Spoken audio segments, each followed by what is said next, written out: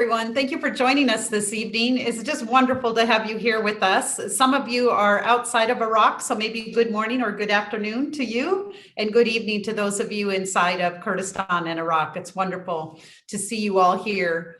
So today we're going to have a panel with 3 founders, but first I'm going to tell you about where we found these amazing founders. So I'm going to share a couple of slides right before the panel, and then we'll move into the panel. So the Takween Accelerator is a startup accelerator located in Kurdistan and supporting startups both in Kurdistan and all of federal Iraq. Takween is a project of the Yanhad Project, an initiative to promote civic engagement and entrepreneurship for youth in Iraq, financed by the European Union and the French Ministry of Foreign Affairs, and implemented by Expertise France and hosted at the American University of Iraq Suleimani. Good luck remembering all of that. This Takween team is 3 people. So myself, my name's Eileen Brewer. I'm the director of the accelerator. We have Bassam, who is located in London. He is our accelerator manager, responsible for building all of our curriculum and hiring trainers. And we have Mufti, who's on the call right now, and he's our operations and comms expert. The accelerator is slightly different than an incubator because we work with advanced startups. So the incubators incubate ideas. So if you're at idea phase, you would go to an incubator and try to convert that idea into a business by doing a bunch of market research. An accelerator works with existing growth startups that are ready to grow. So we build them by giving additional training on business acumen and get them investor ready. So the 3 ladies that you're going to hear from tonight have just finished going through the Takween Accelerator fall cohort. And when they were in that cohort, they were actually exposed to 48 lesson plans in 12 weeks. We spent over 100 hours together, all on Zoom and all in live sessions. So they have just received 100 hours of training around all of these different topics, and they have advanced their skills and their startups to be what they are today. And they have great roadmaps for what they're going to be doing over the next 6 months to 2 or 3 years.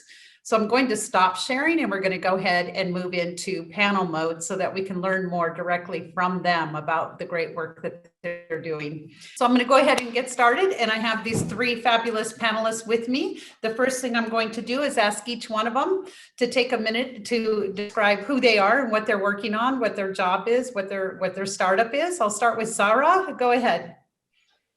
Hi everyone. I'm so glad to be here with you. Thank you so much to have me here, Eileen. My name is Zahra.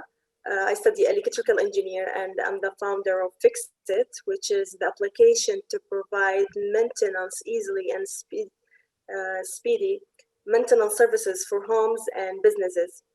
So I'm very glad to be here with you all, and this is just a little bit about my background. Thank you, Eileen. That's great.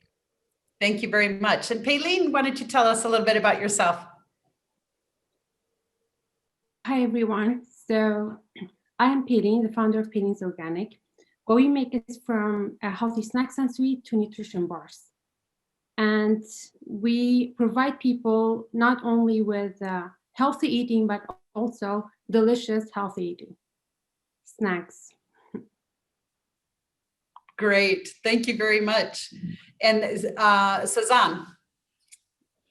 Hi, everyone. So my name is Sazan. I'm the founder of the workshop, and we do trainings and workshops for people of all ages for self-development, whether it's in their personal life or in their careers. And my background, I'm a doctorate candidate in education. Excellent. Thank you very much. So the first question I'm going to ask is about, well, I'm not going to ask you how old you are today, because we know that's not a good thing to do, but I am going to ask you, how old were you when you decided to go ahead and start your own business and start working on it? So Sazan, we'll start with you. Yeah, I think after you know that, it's not hard to guess how old I am. But I started you'd think that it's quite later, because usually we think entrepreneurs, they begin very, very young, 17, 18, 20. I began when I was almost 20. So that's when the whole idea emerged and we launched as a company. Okay, great. And Zara, how about you?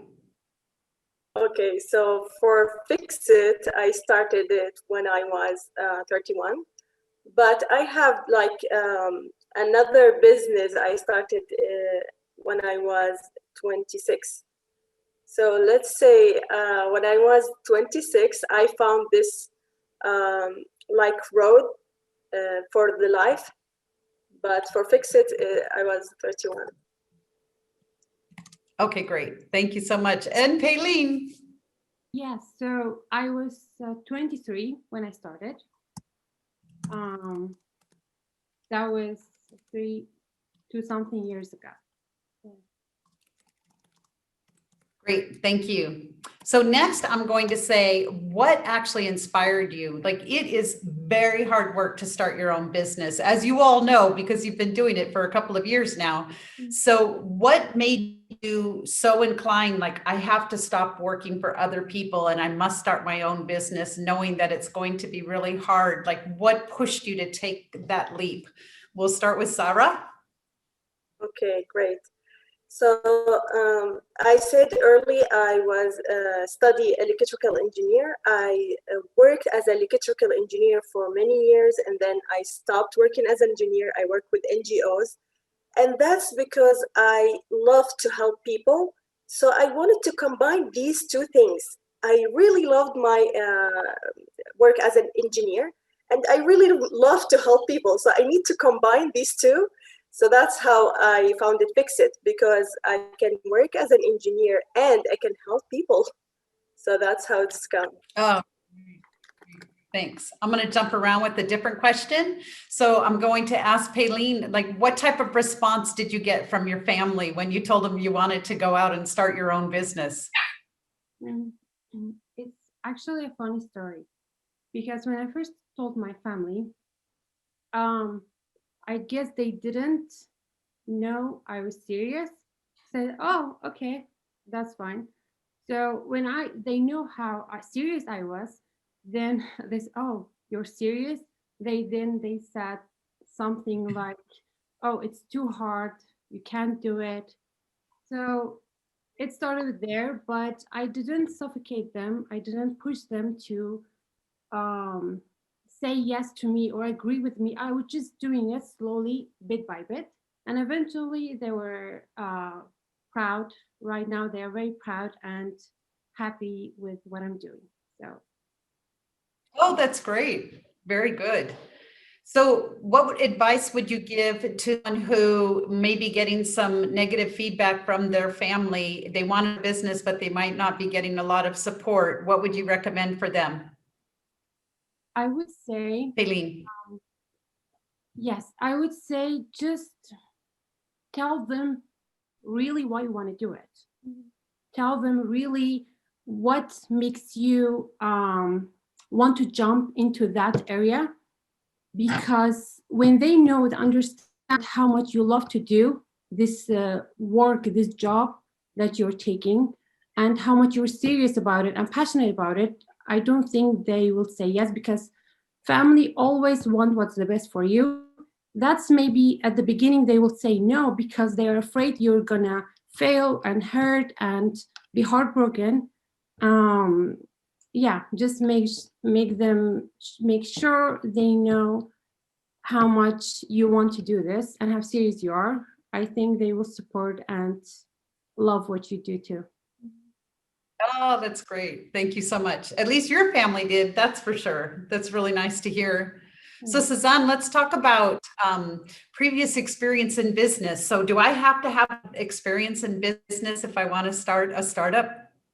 No, not at all, Eileen. I think it's a very big misconception. And I was one of those people where, no, I can't do a business. My background's so far from business. But it's when you start is when you begin to learn.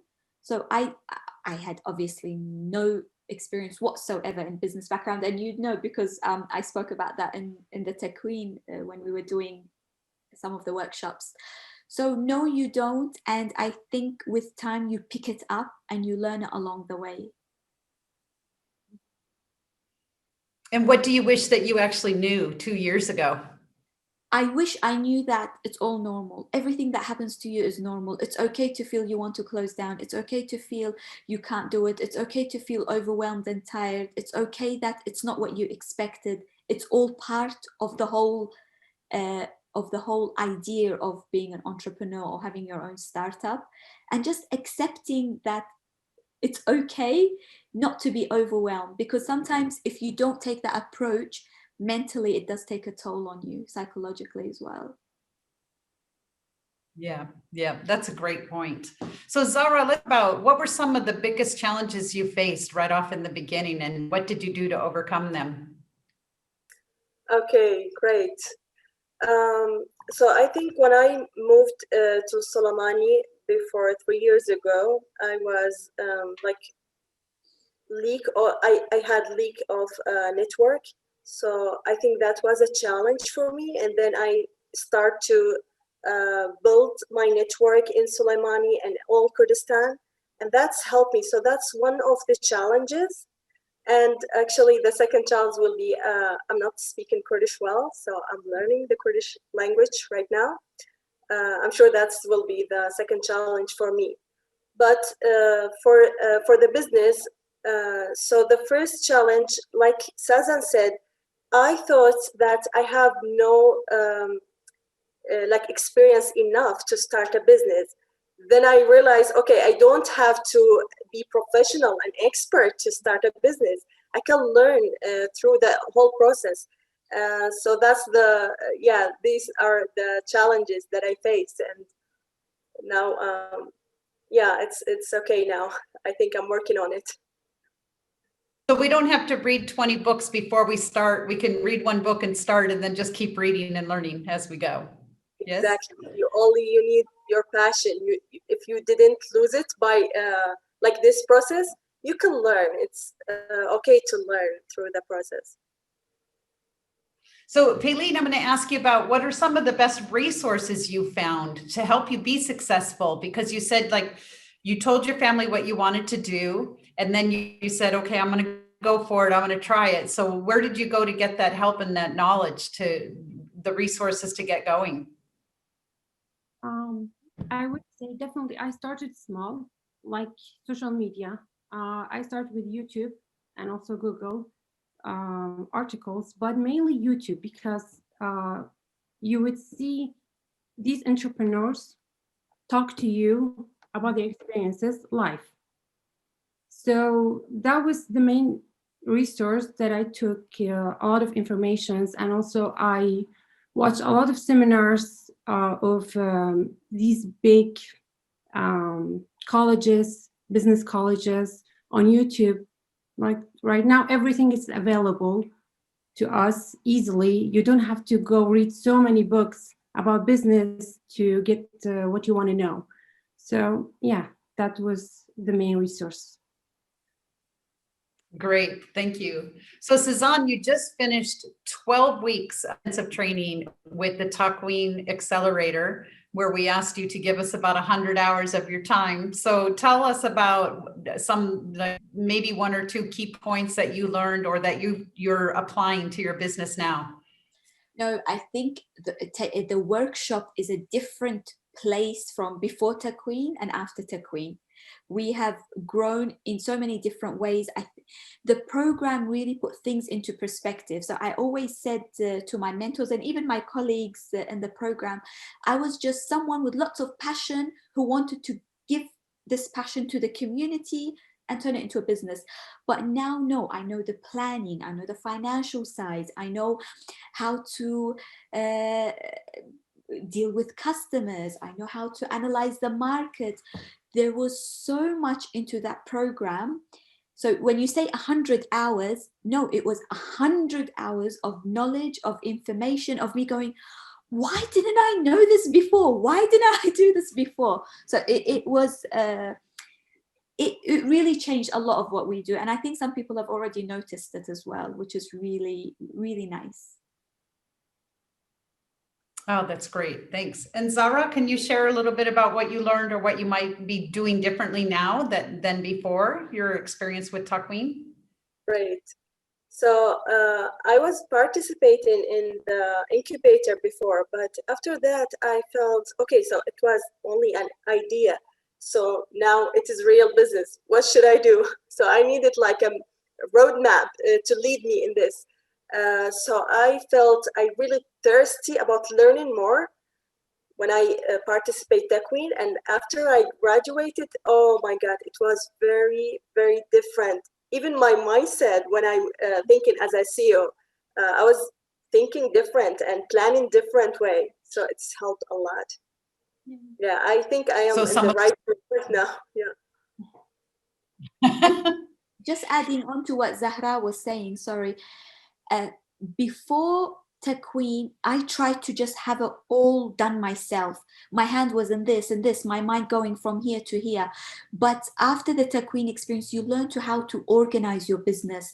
You learn, okay, this is my role. And then, no, these are roles that you can assign to other people and get specialized people to take care of certain parts of the business as well. So mental clarity, to say the least. Oh, good, good. And Payleen, let's talk a little bit about your background. Like, did you have a strong business background going to school? Did you take courses or no business background? But how did you pick up on the business side? No, actually, no business background. And I wasn't, before starting my business, I wasn't much into this business world and entrepreneurship. But I always was fascinated by these people who loved what they do, who did their passion daily. So that's when I guess I started picking up interest, and then a thing led to another, and then I started my business like that. And just in case you all didn't catch it earlier, Payleen makes these amazing, healthy, organic snack foods. So you can go to Instagram and look for Payleen's Organics, and the pictures themselves are just absolutely beautiful. Makes you want to buy them right away. And fix it. You are in Suleiman and you have a leaky faucet, or you need a room painted, or you have any type of fix it type work you need done. You can go to Fix It and learn all about getting a technician to your house that's already been vetted, and all the pricing and everything will be done ahead of time. I personally have moved to Sully 6 weeks ago, and I've already called Fix It 2 times to come out to the house to fix things for me. So it's been great. And the workshop provides great training for soft skills and getting you ready for working. A lot of universities will provide you the degree and the hard skills, but miss out on the soft skills. So she's working with intellectual intelligence, emotional intelligence, time management, interviewing skills, things like that to get you ready and groomed for the corporate world. But that can all be used to be as an entrepreneur as well. So, Sazan, how did you find your first customers? This is funny, actually. My first customers, honestly, Eileen, it was an online training. And I signed in, and I realized half of my friends are there, half of my family is there, half of my cousins are there. And it was really nice because it's those cheerleaders that you have, and they know, oh, it's the first time, and it was really, really supportive. But from there on, it became a word of mouth and also social media as well. So that's how we're reaching out through our networks and our social media platforms. But the very, very first one, I think it was half of just friends and family in the workshop. So Zara, that makes it a little bit because like if Zara is providing plumbers and electricians, it's hard to get all your friends and family to need a plumber or an electrician. So let's hear about how did you get your first customers? Yeah, it's the same actually, Ellie. This is funny because my first customer is my friend. Yeah, I was talking to him, and we were taking feedback from each other, and he said, I need this. If you have it right now, I need it, really. So this is my first customer, the friend again. Yeah. Oh, that's great. Again. And how about you, Payleen? I already started social media account, blogging on Instagram. So my first customers were my followers who are interested in healthy foods and healthy recipes. Yeah, from social media, Instagram. That's great. So Payleen's business, the majority of her orders started from an Instagram account, not from building a website or a storefront or a mobile app. Like her customers came from building a huge following on Instagram and then advertising these absolutely gorgeous pictures of food, healthy snack food, and then the orders started coming in. So that's a very clever way to start getting the business up and running. So all of you are using social media. Social media is critical to being able to reach your customer, grow your business. So I'd like each one of you to provide some kind of a tip. You've all been using social media for a couple of years at least. So based on how you use social media before and you're using it now, let's hear at least one tip from each of you. We'll start with Sazan. Tip for social media. I think you need to know your audience very, very well and what they're looking for, who they are, and you just cater towards that. So that's before you post anything, you need to have your audience in mind, definitely, and who your followers are. And then are you saying that your either your graphics are targeted toward them or your promotions and you're setting the promotions towards them? I think both. So even when it comes to your content, you know what languages to put it in, you know how to address them, you know how to put the sentences in a catchy way, or how to what to caption, how to draw them into your trainings. So it depends on who they are, what they do, what their interests are in order to do that. So it's important to know your clients. Exactly. Okay, thank you. And how about you, Farah? Yeah? Great. So after what Sazan said, when you know your audience and what they are liking, the language, their motions, so now you need to build the trust with them because you're already like targeting them. You need to build the trust with your audience. So you cannot like post in something they don't like, or it's not like from their like something they are not care about. So after you know them, you will build the trust with them. And so how do you build trust? Give us an example. Okay, so what I worked on, I tried to put a photo of my technician. They are working with Fixit. That's make people saw the work, the exact work. So that's maybe like when we study our audience, so that's make a trust between Fixit and their followers. So this is one of our, for example. Showing one of the technicians actually in somebody's home doing some of the work so that people know that this isn't a fake account and it's not just made up. They actually can see technicians working. Yeah, that's a good point. And Payleen, how did you build trust? There's probably, I don't know, 1,000 different Instagram accounts posting pictures of beautiful food. How did you build trust and use social media? What's a great tip for the audience here? So my tip is a bit different. It's about you. It's about what you're interested in and how you see things on your own creative way, because Instagram is a place for creativity. Most likely everything that you see, you're drawn to something creative, whatever that is, small or big. So I would say know what you want and then build something around that.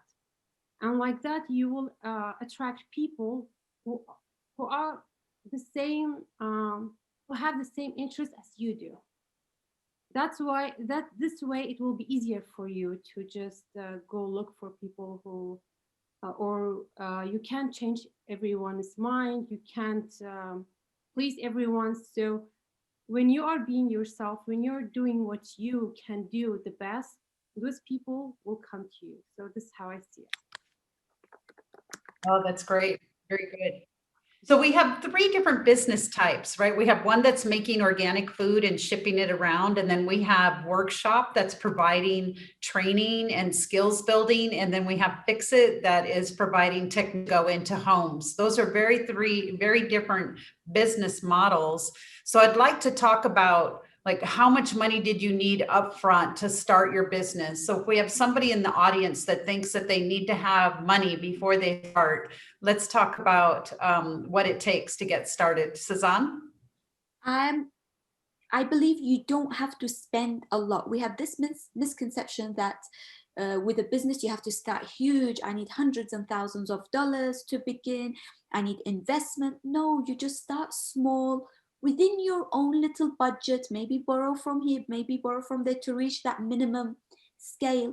And then you scale up. From my experience, I think that is the ultimate way to go, especially young people in particular. You don't want to be in huge debt and then all of a sudden feel, no, this wasn't right. So begin small. You can always expand, but beginning big, it's more difficult to reverse.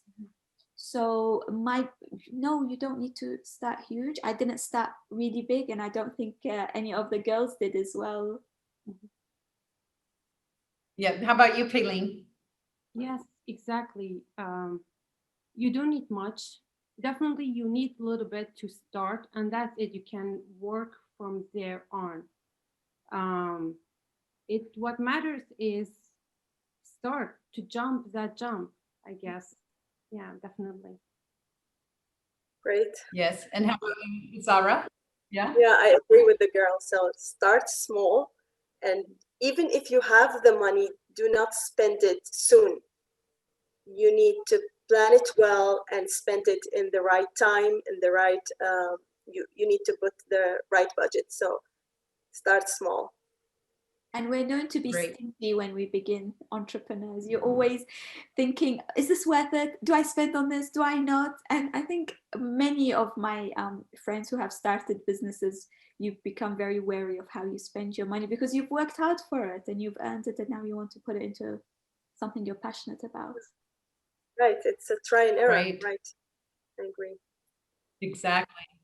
So let's talk about, I know that you may not have applied this concept in your own startup because you may not have been aware of it, but in the Takween Accelerator, we taught you about market research and design thinking and how to come up with minimal viable product, take it to market, get some research, right? And then iterate from there. So if you could take your idea and say, what would you have done in the beginning using that concept? Like, what would you recommend to somebody who's about to start a business? Like, how should they approach the minimal viable product and some market research? Let's give them some tangible things they can walk away with. We'll start with you, Zara. Right. So never start a business that you like it and you want it and you just believe that's gonna work. You need to search, you need to ask people and be sure about what they are really need. So sometimes you get an idea, you think it's a very great idea, but when you do research, you cannot do a business just for you. You have to research, ask people, and then you can build your product. And don't like scared to spend little about research. It's very helpful. Do not afraid to spend little money about it. It's really helpful. And this is the early step. You need to do it.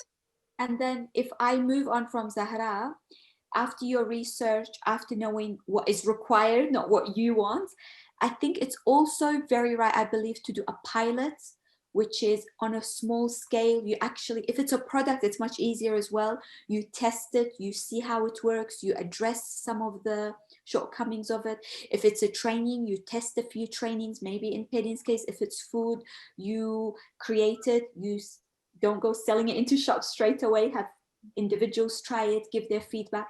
So I believe the pilot is also very, very critical before the next step. And Payleen, would you like to add?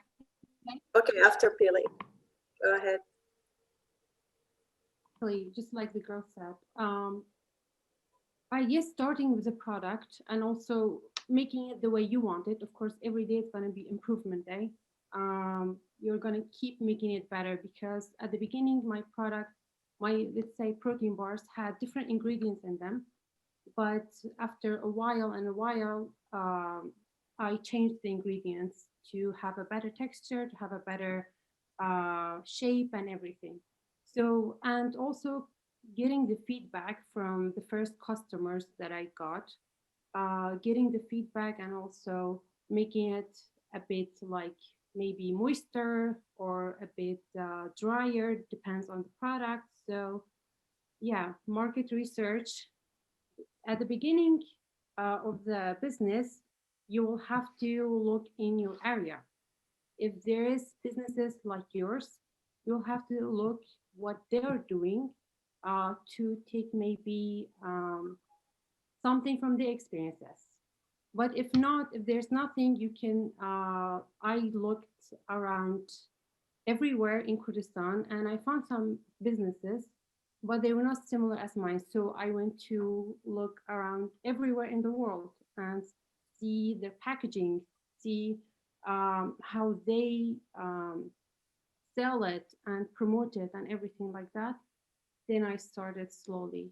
Depends. It only like it depends on you and how you see your product and how and the types of product, and then selling it step by step to your customers. Great. Thank you. Zara, did you want to add anything to this? Yeah, it's important point. So the research in the start is very important, but the research is not stop after that.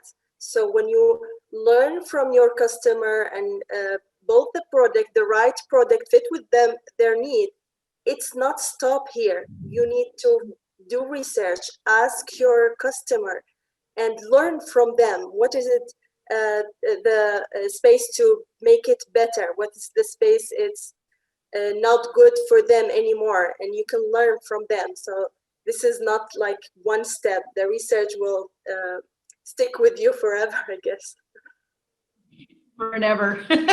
We kind of built it into the Takween program and drummed it in to keep doing research over and over.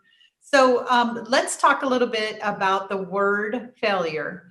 So in a lot of cultures, the word failure may have a negative connotation to it, but to build a strong startup ecosystem, we need to be able to talk about failure. So let's start with Suzanne. You can talk about your own experience if you've made mistakes along the way that felt like failure in the moment, or you can just talk about how do I address how do I give inspiration to a community where we're trying to build an ecosystem where failure is part of the process. Suzanne?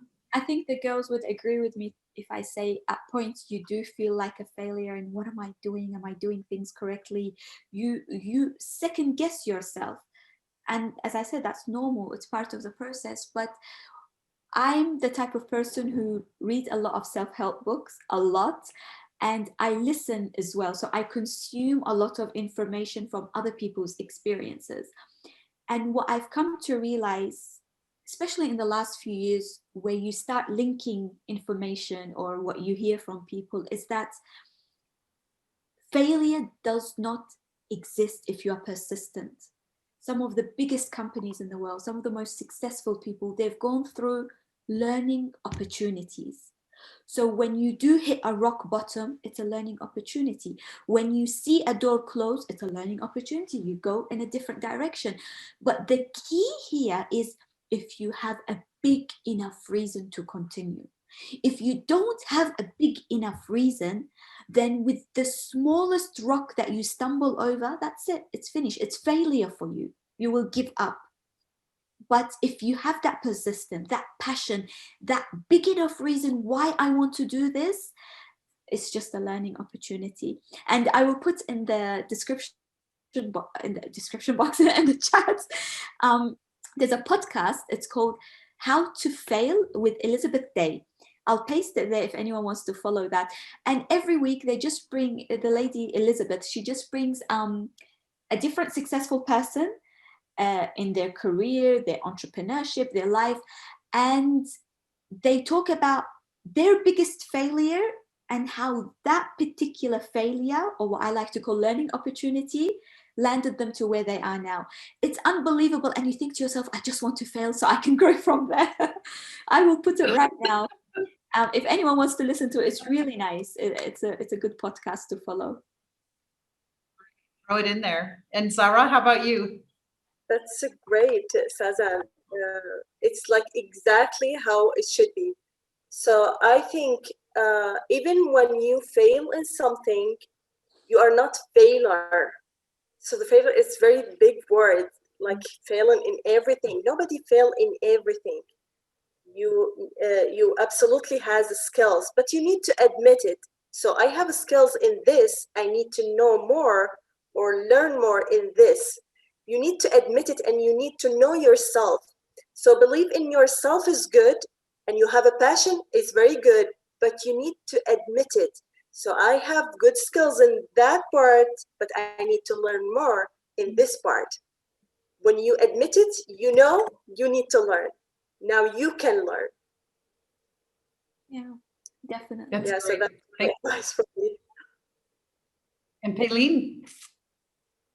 So I'm sure you guys know every entrepreneurs, once they taste the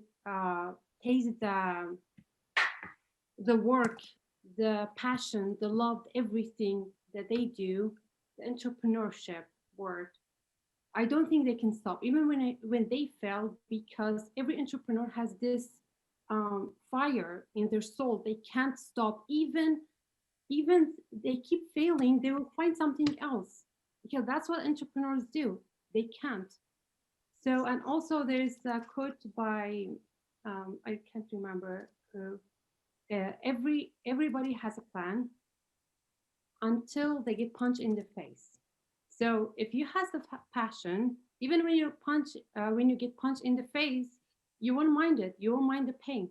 So I would take failure as being a drive to make you do something more beautiful, something more better. Basically, yeah. And Oh, Eileen, just to mention, this doesn't mean we fail and we smile and we laugh. No, we cry, we get frustrated, we feel stressed, we get panic attacks. But at the end, you pick yourself up and go, this is all part of it. So I don't want to show that, no, it's all glittery. You go through the experience, but you don't let it last. You pick yourself up quickly. That's the key as well. Yes, and it's really right. important to feel it, to feel the pain, to endure it, to not just ignore what happened to you, like Sazan said. After that, I think it will be easier for you to heal and start something fresh and better. Yeah. Exactly. Yeah. That willingness to learn, like as Sarah was saying, like admit what you don't, and that willingness to learn where your gaps are, admit where your gaps are and go learn from them. So let's talk about that. Let's talk about some books or podcasts, or what do you use? Where do you go to learn? And what would you recommend for the audience here? We'll go to Zara. Okay, so the training, the incubator, the accelerator is very great, but I learn from books also. So I recommend every entrepreneur here, listen for us, to read a book called Bold. It's by Peter Diamandis. It's talking about how to have the greatest idea. What's your mindset should be to have the greatest idea, and how to goes from the I have an idea to I have a real business, and how to get impact on the world. So it's a very great book from my opinion, and I really recommend all the entrepreneur to read it. Should I That's put great. the Thank link? you. Yeah. Yep. Go ahead and put it in the chat. That would be great. Payleen, and what do you recommend? Ironically, I don't read business books, but I love to read people's life, like the entrepreneurs and the business owners, like the big names, Steve Jobs, Elon Musk, Gary Vaynerchuk, Gary V. So I think there's so many videos and articles about their life. I read that and take a lot from what they've been through and how they stood up again against all the no's and against all the fails. So I think that's has been teaching me until now. That's- So autobiographies of successful entrepreneurs. Yes. Yes. And Suzanne, how about you? What are you reading, watching, or where do you get some of that inspiration? Yeah, I'm a mom of two, so reading for me is not as easy as it once was. But I listen a lot now. So I listen to podcasts, I listen to audiobooks, and I like Pelin because business has never been my background. I don't just go off and buy a business book. It's never been me. But I believe that as an entrepreneur or someone who is working in business, you need to build yourself as a person, your personality, your people skills. There's a lot of skills that you need to gain, or you will gain with time, but you need to know how to gain them. So mine, I think Stephen Covey's Habits of Highly Effective People, Tim Ferriss's 4-Hour Work Week, it was so different because it challenged my own values, that book. So it made me think differently. It was very opposite to how I think and what I believe. I read Adriana Huffington. So it's all books, podcasts, obviously Tony Robbins as well. He gives you that push when you're low in energy, charges up your battery sometimes. And it's all on how you build yourself as a person. And when you build as a person, it makes you so much stronger with all the challenges and confrontations you face in your work life. Great. Okay. So let's talk about mistakes. Like let's get very honest about when you first started, or even maybe yesterday. What kind of mistakes are you making, and how do you overcome them? Like what we have this perception that if you're a successful founder that you didn't make any mistakes along the way. So let's share some of the silly things that we do as we're learning and growing. We'll start with Sarah. We have a lot of mistakes. We cannot pretend that we didn't do mistakes. Yes, we need to do. It's like part of the process. So you don't have to be professional and expert, but you need to learn. Even when you do mistakes, you need to learn from them. You will never let this mistake goes without learning from them, from the whole experience. So it's okay to have mistakes because you will learn from them. It's important to not do this same mistake again. But it's okay. Do not afraid from making mistakes. It's very normal. Only you need to learn from these mistakes. Are you willing to admit one of the mistakes that you've made? Whoa, a lot, yeah. I would say maybe, so when I started, I wasn't really understand why we should do research. I found, no, it's okay. I know people need this. But someone from my trainer said, okay, this is what you need. You cannot build a business because you need it.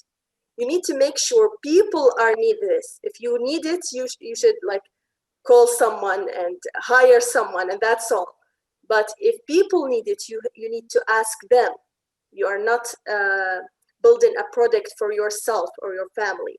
So after that, I realized, okay, the research is really important to start a business. You cannot do the business just for yourself.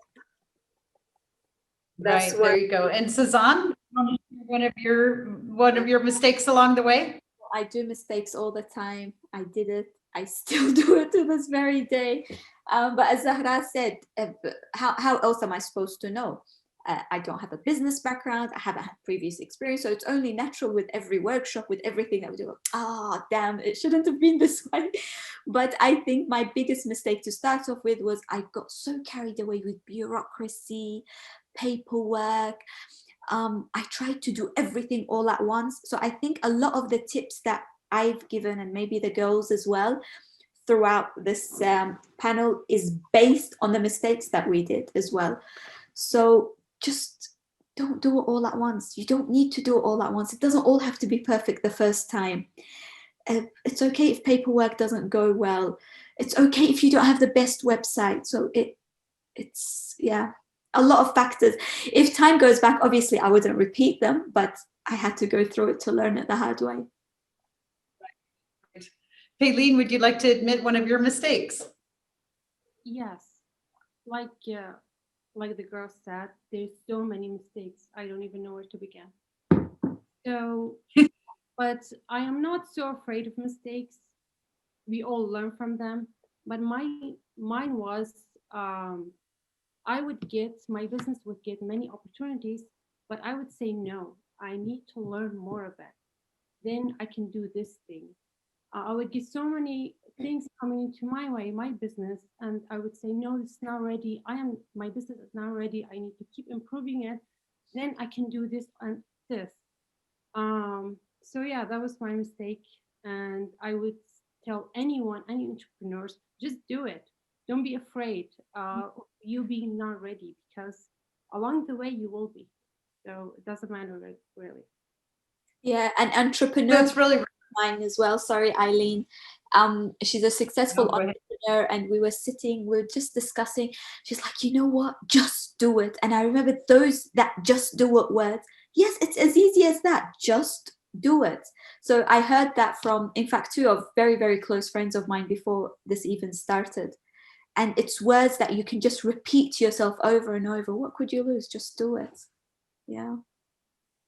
Oh, wow. So I'd like to learn a little bit about, like, how long did you work on your startup before you received your first revenue from your first customer? Zara? Okay, I would say 4 months. Yeah. Oh, very good. Great. And Zazan, how about you?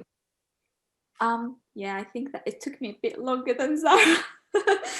Quick. It took longer, but it's fine. So I've accepted that.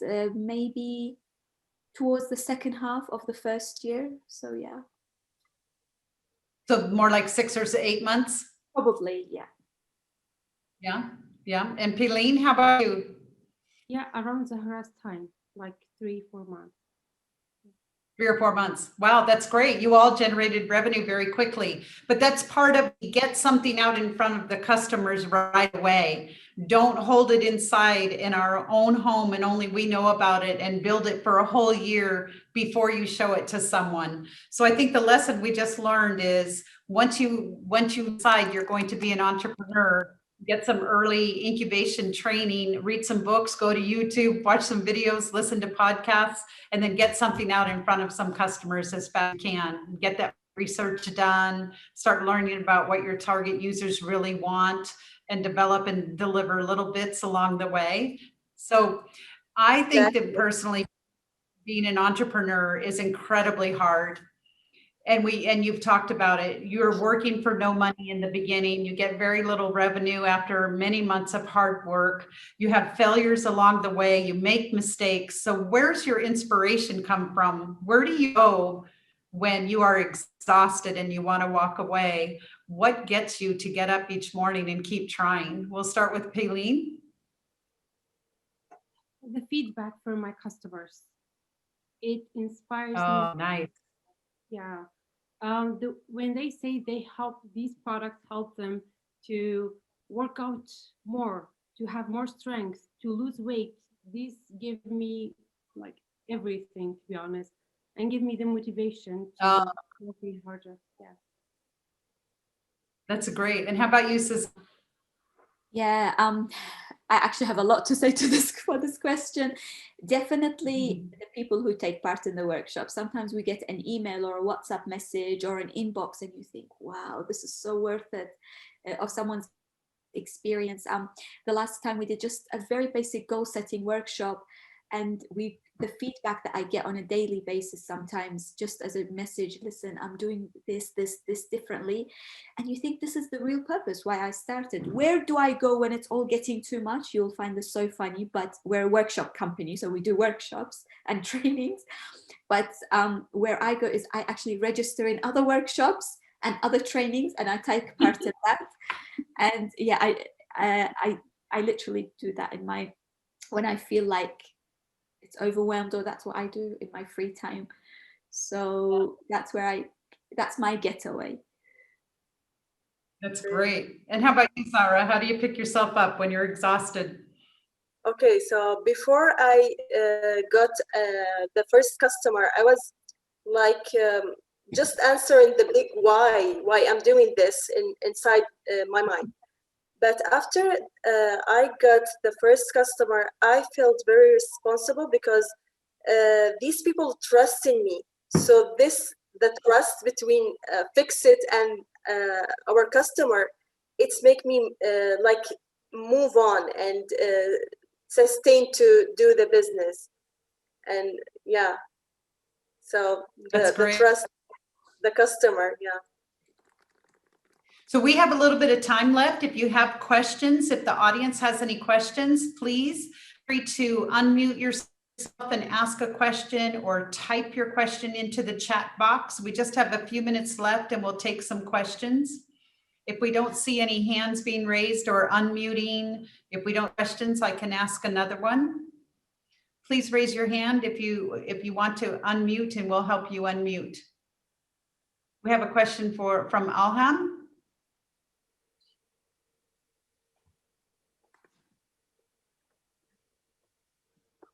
Where did Alham go?